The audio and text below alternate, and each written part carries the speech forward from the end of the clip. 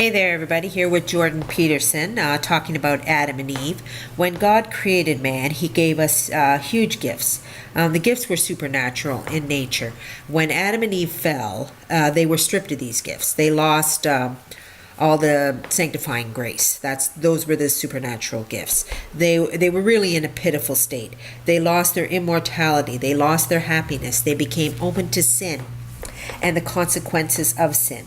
They had lost the gift of impassibility of body. Impassibility is the theological doctrine that God does not experience pain or pleasure. Adam and Eve were protected from that. When they fell, they lost their protection. The loss of grace and the accompanying virtues made it so that man no longer had control of the passions. This turned the natural inclination toward disorder and sin. We call this the fall. Because of this, man has to work really, really hard to get back those gifts, those graces that were once given freely. Life is a constant struggle to practice habitual virtue to keep the graces flowing. I call the virtues the oil that greases the engine. Let's have a listen here to what Peterson says about Adam and Eve. What happens in the story of Adam and Eve as well is that when people become self-conscious, at least that's how it looks to me, they get thrown out of paradise and then they're in history. And history is a place where there's pain in childbirth and where you're dominated by your mate and where you have to toil like mad, like no other animal, because you're aware of the future. You have to work and sacrifice the joys of the present for the future constantly, and you know you're going to die, and you have all that weight on you. And to me, again, that's just, how can anything be more true than that? That's just, as far as I can tell, that's just how it is.